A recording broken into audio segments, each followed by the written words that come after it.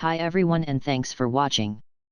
I have recently discovered Asmongold and am enjoying binging his videos and find his opinions to be honest and humorous at the same time. And with everyone questioning who World of Warcraft is made for these days, I would like to introduce you to World of Warcraft's biggest fan.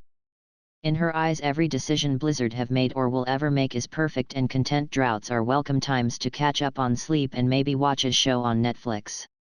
If those Razikli WoW developers don't release some sneaky new content or a expansion is announced. This is a particularly stressful time because holidays must be taken from work lest she fall behind because unfortunately her first character was made Alliance and must always be the first to complete a new expansion which puts her real main Horde behind from the get-go.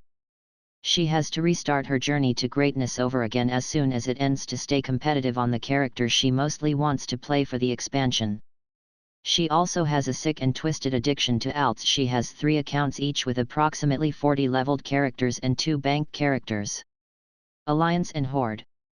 She also has characters on servers she played once when her main server was under maintenance or too laggy for her. She has been paying transfer fees to get all her characters onto one server/realm, but this is a costly endeavor at 25 buckaroos a pop. I mean, she has a full-time job and has a good income, but damn Blizzard.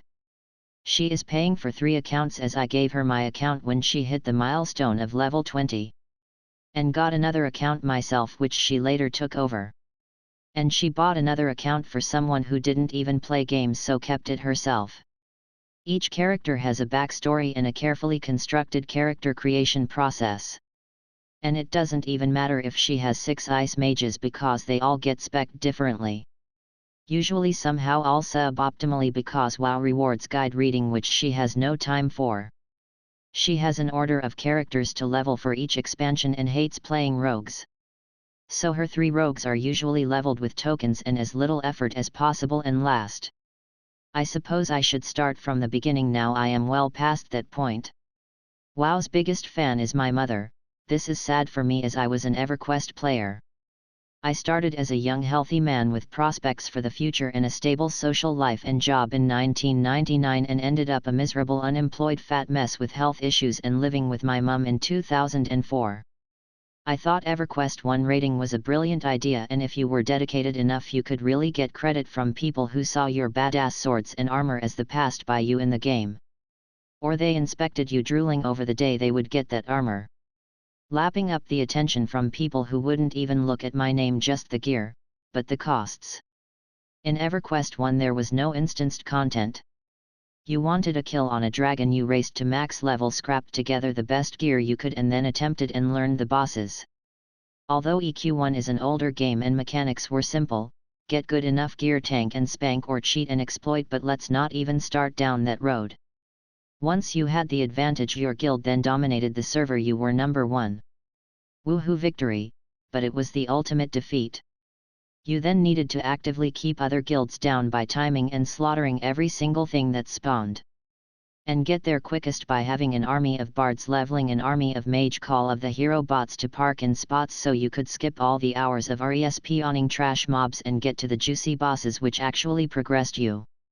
And God forbid you didn't assemble quick enough, your guild leader would make you stay and watch other guild kill mob or sit outside zone while a spy watched and reported every fail until they quit, and then it was your turn. If you didn't kill old boring content, the next guild in line might get enough gear to be a threat on the next tier of rating when it releases. We had manners in EverQuest 1 line up for boss and rare mobs. Until you got sick of waiting in line for rage fire spawns for cleric epic cause another cleric got sick of being abused every wipe and quit. You would then camp and kill rage fire and get flamed on forums, but least you had the essential cleric epic. You could also slow progression of other guilds through dick moves like waking the sleeper event on your server which would alter the sleeper's tomb zone, making items speeding up progression no longer available to guilds on your server. Being number 1 on a server cost money, so the ridiculous scams you would need to run to afford to stay number 1 on a server. Selling characters. Sometimes some guilds would sell each character a few times then reclaim it through variant/so after getting paid for it. Or farming and selling fat plats. Or using crazy duplication of items and platinum, or selling no trade items by putting them in a forge and allowing a lesser being to be graced by an item they could otherwise not see. But wouldn't predicatably random plus or minus a few hours endgame content ruin your social life, work life, and physical health? Nah, it was fine. You just slept until the inevitable 3 AM phone call to assemble, then fail on the mob. Cause everyone keeps doing stupid shit cause we tired yo. Shit, the last dragon spawned at 10 PM and we had to wait for some dick cleric who was out to dinner still having fun on his birthday. What an ass. You could then most of the time get a shower in before work, or at least have a shower in a can using the to rent. And hope something else doesn't spawn during the day cause it's getting embarrassing having to leave work sick just to fuck over other players. But somehow I started to get jaded with EverQuest and the endgame content and MOs in general, but EverQuest 1's days were numbered. Another game was coming. EverQuest 2. But wait, another small game from an unknown indie developer named Blizzard was coming, the World of Warcraft. I sorta got interested in World of Warcraft after Fires of Heaven leader Alex Afrasiabi aka Führer and Jeff Kaplan aka Tigally Legacy of Steel's leader got hired by Blizzard. Both of these guys I respected and offered great opinion and commentary on not just endgame content of EverQuest but all aspects, particularly through their guild forums. I have no idea, but how are these guys doing at Blizzard? I rushed out and bought EverQuest 2. As all my real-life friends were sure World of Warcraft was the one and I had 2 weeks to play EverQuest 2 and prove them wrong. I was a little let down by EverQuest 2 to be honest, and actually walked into a store and bought World of Warcraft on release. It was going to be the game EverQuest 2 was not. I would now have fun. Something I hadn't had time for in EverQuest for years. I played 4 days of World of Warcraft. When Mum actually noticed what I was doing and said that looks like Warcraft 3. She at the time only played all the RTS usually while cheating honk honk sports cars in Age of Empires 2 honk honk so she could do housework and reserve the computer as I had to sell mine when I moved in with her. She loved Warcraft 1 to 3. She loved the peon's voice acting on the orc side in particular. I told her it was the World of Warcraft and each character you see was a real person. And she went like, that stupid game you ruined your life over, EverQuest. I said yes. But this one is Warcraft. I then, as a friendly little homosexual character, walked up to a human and said, "Hi, how are you today?" and say. Unfortunately I didn't understand what he said as most of it was blocked by swear filter. I then showed Mum how emotes work and started doing /train and choo choo chugga chugga. Which annoyed my new human friend, so he moved away. I followed him for a few minutes spamming train till he stopped. And logged off. Leaving us all alone with no one else around. So we had a laugh. Then as I was explaining this new type of game to her, he logged back on and started spamming us with filtered text as I /trained him again. My poor mother's life then changed forever. She asked if she could have a go. And I created a character for her. I made a female dwarf that looked as much like her as I could.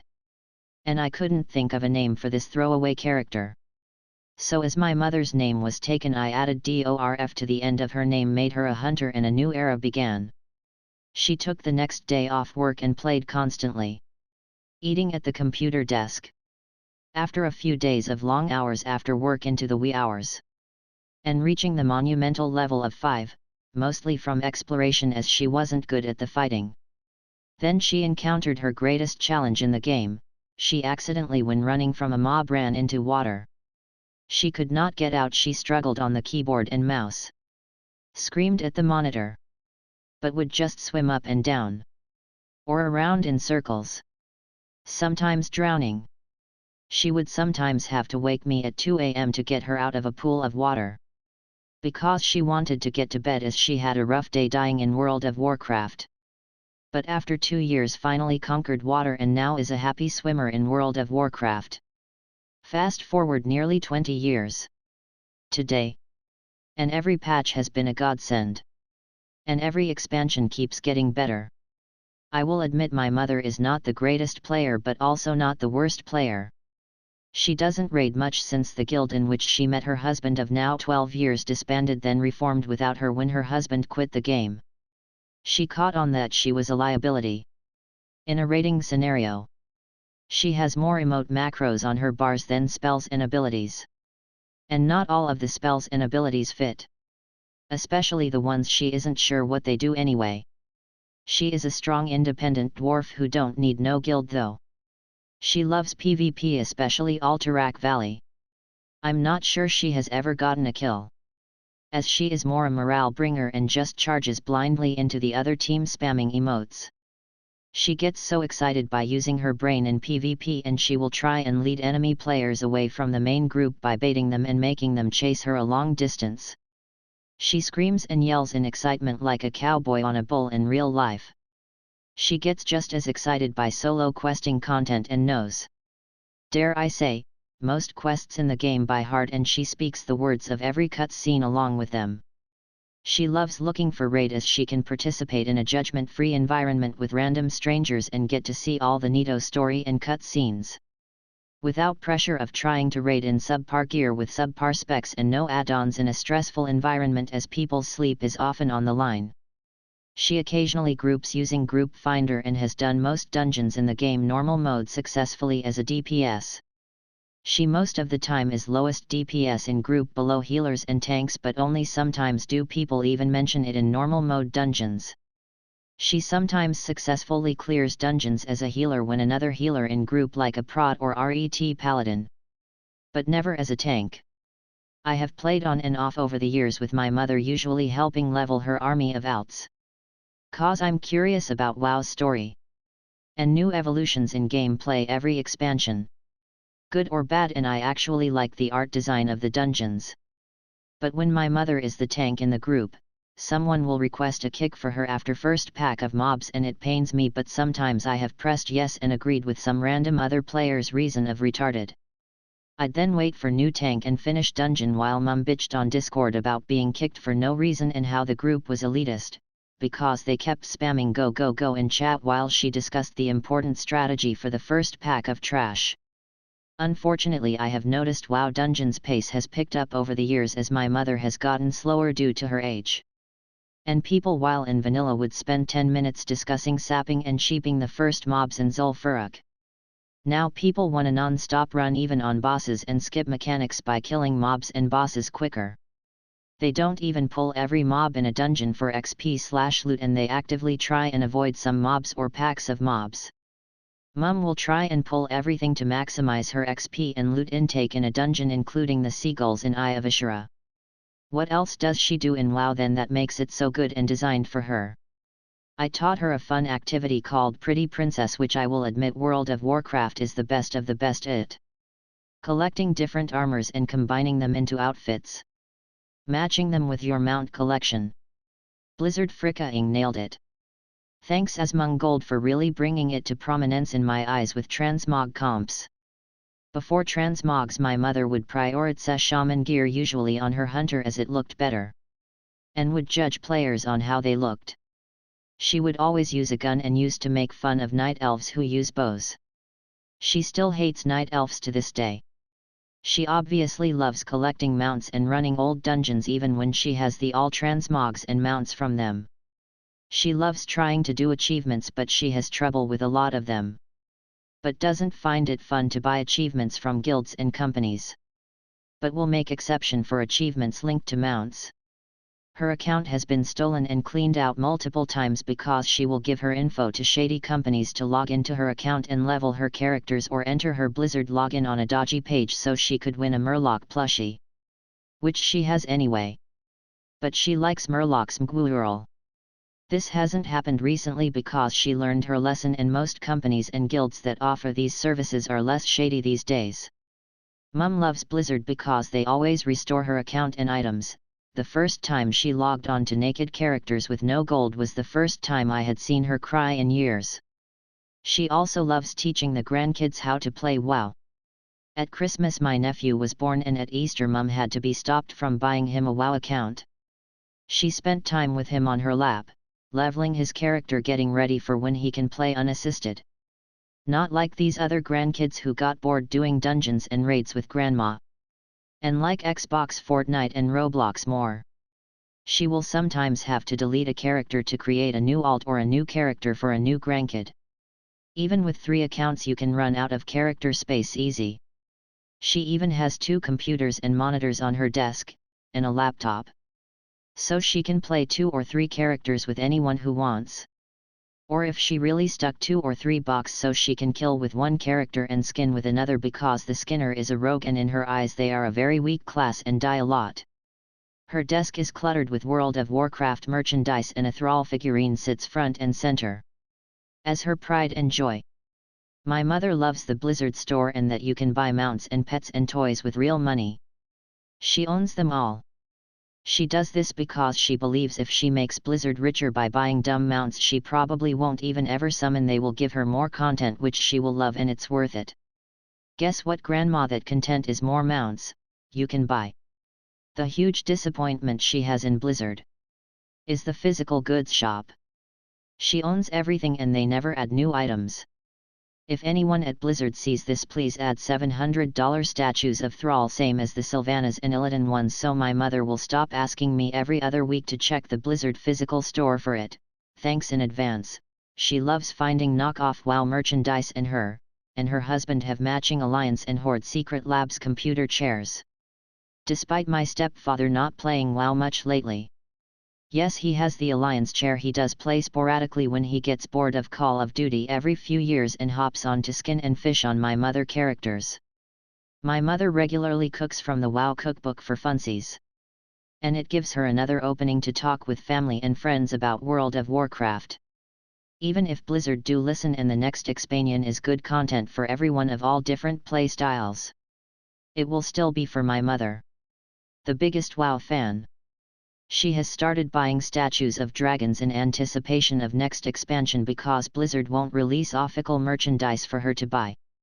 And she got as excited about the new World of Warcraft mobile game she bought a new Samsung Galaxy S22 Ultra. For an optimal experience at work and downtime.